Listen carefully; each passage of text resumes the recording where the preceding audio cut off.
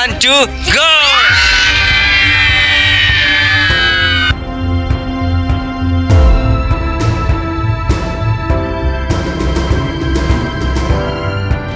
Hey, bye bye! Ta-da!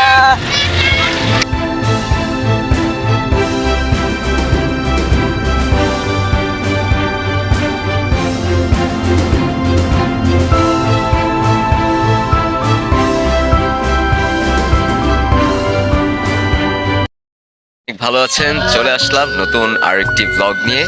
তো আজকের এই ব্লগে থাকছে আমার পুরোটা শৈশব যেখানে কেটেছে। আজকে মূলত সেইগুলাই দেখাবো, সেই পুরাতন স্কুল মাঠ, বিকাল হলেই যেই স্কুল মাঠে খেলাধুলা করেছি, তারপরে দুপুর হলেই স্নান করেছি, তারপর সন্ধ্যার সময় যেই মাঠের মধ্যে বসে আমরা সবাই চানাচুর মুড়ি খেয়েছি, সেই জায়গাগুলো আজকে মূলত এই ভিডিওর মাধ্যমে তুলে ধরবো। তো ততক্ষণ আপনারা ব্লগটি এনজয় করতে থাকুন। ভিডিওর শুরুতেই জানিয়ে রাখি, আমার গ্রামের বাড়ি হচ্ছে নড়াইল জেলার পঙ্কবিলা একটি গ্রামে, যেখানে কেটেছে আমার পুরোটা শৈশবকাল। যদিও আমাদের এই গ্রামের বাড়িতে থাকা হয়ে ওঠে না, বছরের একটি নির্দিষ্ট দিনকে কেন্দ্র করে আমাদের এই গ্রামের বাড়ি আসা হয়, আর এই ছাড়া তেমন একটা আসা হয় না বললেই চলে। হঠাৎ করেই চিন্তা করছিলাম আমার শৈশবকাল নিয়ে একটা ভ্লগ বানালে কেমন হয়, তাই যেই ভাবা সেই কাজ। ছুটে গিয়েছিলাম আমার সেই পুরাতন প্রাইমারি স্কুল মাঠে, যে স্কুলে আমি পড়ালেখা করেছি 5টি বছর। ইতিমধ্যেই চলে এসেছি আমার সেই পুরাতন স্কুল মাঠে, যে স্কুলের প্রত্যেকটি কোনায় কোনায় রয়েছে আমার সেই শৈশবের স্মৃতি। স্কুলটির নাম হচ্ছে পঙ্কবিলা সরকারি প্রাথমিক বিদ্যালয়। আপনারা যারা নড়াইল থেকে আমার এই ভিডিওটি দেখছেন তাদের হয়তোবা অনেকেরই চেনা স্কুলটা। ভিউয়ার্স, ইতিমধ্যেই চলে এসেছি আমি যে স্কুলে পড়েছি ছোটকালে, সেই স্কুলটা আপনাদের ঘুরে দেখাবো। এই যে আমার পিছনে যে স্কুলটা দেখতে পাচ্ছেন, এই যে পুরাতন যে স্কুলটা দেখতে পাচ্ছেন, হয়তো একটু রং করা হয়েছে। তো এই স্কুল থেকে আমি মূলত পড়ালেখা করেছি, তো সেটা আপনাদের একটু ভিডিও করে দেখাচ্ছি। দেখলাম স্কুলটি আগের মতোই রয়েছে, কিন্তু সামান্য একটু পরিবর্তন দেখলাম, আর সেটা হচ্ছে স্কুলের ভিতরে এবং বাইরে রং করা হয়েছে। এই ওয়ালে বেশ কিছু ছবি আঁকা ছিল, যেগুলো হচ্ছে মিনা কার্টুনের ছবি। এই রং করার ফলে সেই ছবিগুলো আজ মুছে গিয়েছে। ছোটকালে সেই ছবিগুলো দেখতে কতই না ভালো লাগতো।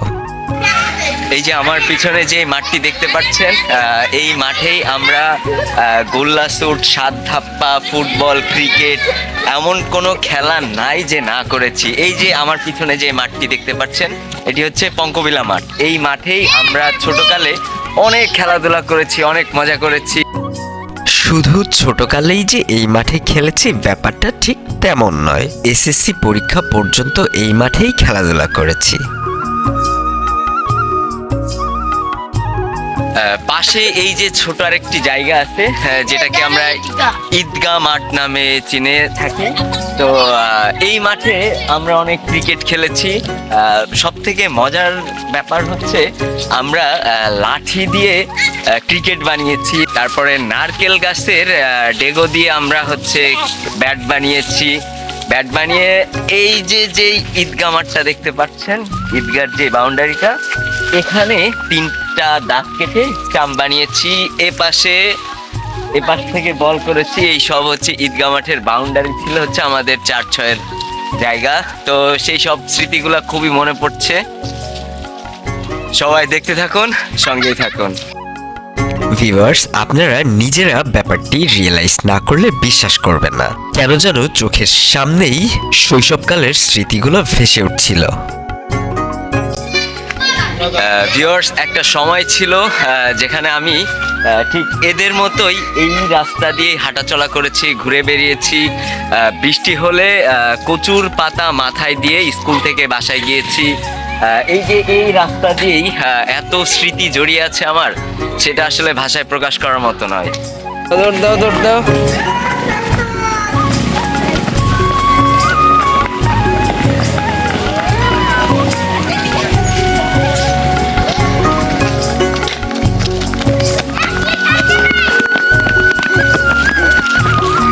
সবাই রেডি?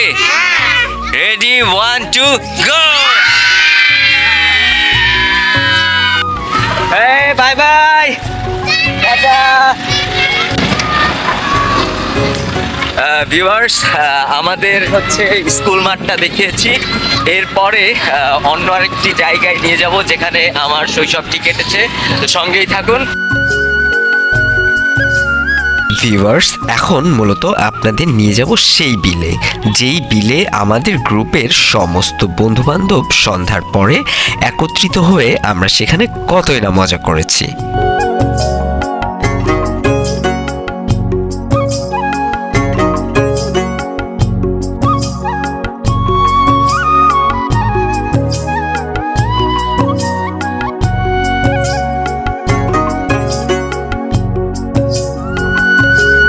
আরেকটি জায়গায় চলে এসেছি আমরা, যেখানেও আমার শৈশবের খুব পছন্দের একটি জায়গা ছিল।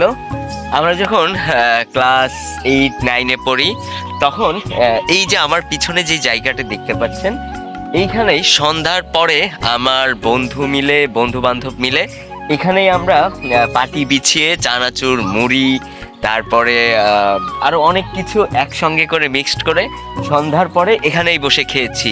সেই সব কথাগুলো মনে পড়লে আজ খুবই কষ্ট লাগে। আজ সেই বন্ধুগুলো এক একজন কোথায় হারিয়ে গেছে, কোথায় কে চলে গেছে, কারোর সাথে কোনো মানে যোগাযোগ নেই বললে ভুল হবে। হয়তোবা দেখা গেল যে আমরা গ্রুপে ছিলাম হচ্ছে 10-15 জনের উপরে, সেখান থেকে হাতে গোনা হয়তোবা 3-4 জনের সঙ্গে যোগাযোগ, আর কে কোথায় চলে গেছে খোঁজ খবর নাই। তো সেই সকল বন্ধুর উদ্দেশ্যে একটা কথাই বলতে চাই, বন্ধু তোদের খুব মিস করি রে। ও আরেকটি কথা বলতে তো আমি ভুলেই গিয়েছিলাম, আর সেটা হচ্ছে 31st নাইটে আমরা এই জায়গায় 4-5টা বক্স এনে গান বাজিয়েছি, নাচ করেছি, পিকনিক করেছি, কতই না মজা করেছি। আমাদের সেই সকল দিনগুলো কতই না ভালো ছিল। ভিউয়ার্স, শৈশবের আরো একটি জায়গায় আপনাদের নিয়ে যাব। দুপুর হলে আমরা কোথাও থাকি না না থাকি, কিন্তু অবশ্যই দুপুর হলে সেই জায়গাটি আমরা অবশ্যই থাকবো, কারণ আমাদের সবারই একটা পছন্দের জায়গা। এই যে রাস্তাগুলো দেখতে পাচ্ছেন, এই প্রত্যেকটি রাস্তায় আমার শৈশবের স্মৃতি জড়িয়ে রয়েছে। আর সেটা হচ্ছে বৃষ্টি হলেই বাসায় না থেকে বেরিয়ে পড়েছি এই রাস্তায়। তখন বৃষ্টির মধ্যে এই রাস্তায় কতই না দৌড়িয়েছি, কতই না খেলাধুলা করেছি। সেই সকল দিনগুলো আজ স্মৃতি হিসাবেই রয়ে গিয়েছে।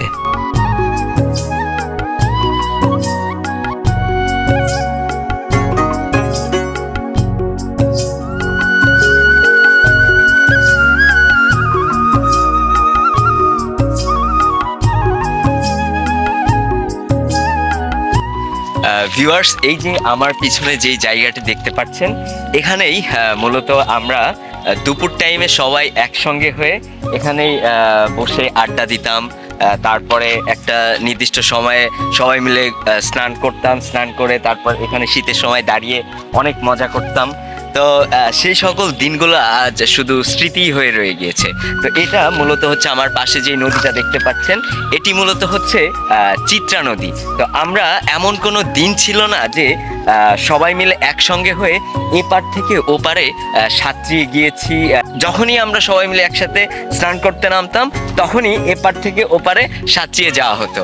তো সেই সকল বন্ধুগুলো আজ কোথায় যেন হারিয়ে গেছে, তাদের সাথে যোগাযোগ নেই বললেই চলে। তো যাই হোক, সেই সকল স্মৃতিগুলো আজ স্মৃতি হয়ে রয়ে গিয়েছে, কিন্তু সেই স্থানগুলো এখনো রয়ে গিয়েছে, যেগুলো দেখলে অনেক কষ্ট হয়, অনেক খারাপ লাগে। আমি আবারও কিছু কথা বলতে মিস করে ফেলেছি, আর সেটা হচ্ছে এই নদীর পাড়ে বসেই আমরা কার্ড খেলেছি। কার্ড অর্থাৎ তাস খেলেছি। তখন মেবি আমরা ক্লাস 9-এ কিংবা 10-এ পড়ি।